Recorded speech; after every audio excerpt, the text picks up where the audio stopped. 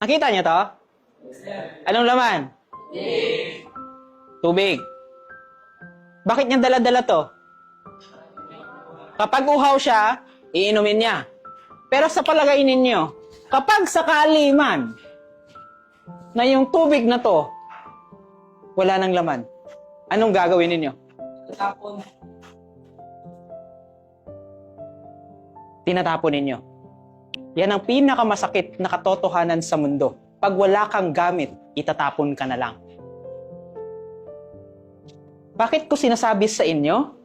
It is because kahit papano sana maisip ninyo na habang bata kayo, mag-accumulate kayo ng mga skills na kailangan ninyo pagdating ng araw para maging kailangan kayo.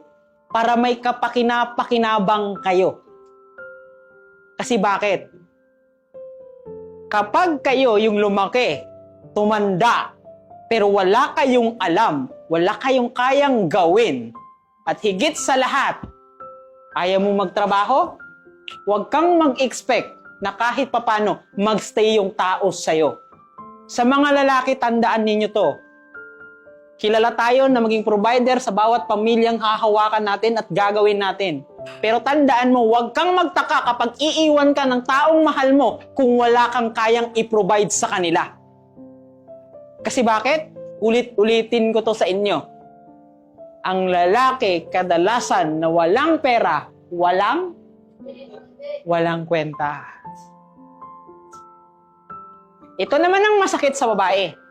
Sipin nyo, mag-aasawa kayo ng maaga kasi sabi nyo, ang gwapo niya, gusto ko siya. Pero ang iisipin nyo na lang, pag nabuntis kayo at nagkaanak kayo, ni 10 pesos hinihintay nyo yung asawa nyo pambili ng asin, pambili ng sabon, hihintayin mo pa para magdating siya, saka ka makabili.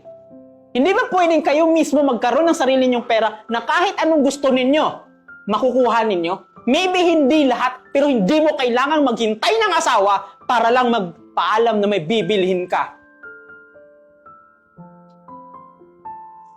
May example na kayo. Alam ko may kilala kayo sa bawat kapitbahay ninyo. Hindi sila masama. Pero kung papansin ninyo, nung nag-asawa sila ng maaga or nung nag-asawa sila at naging taong bahay sa kanila, hindi yun masama na maging taong bahay ka.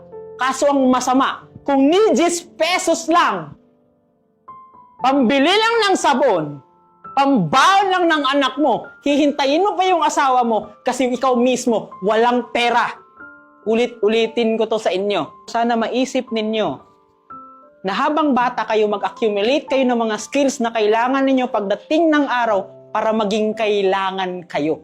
Para may kapakinapakinabang kayo. Kasi bakit?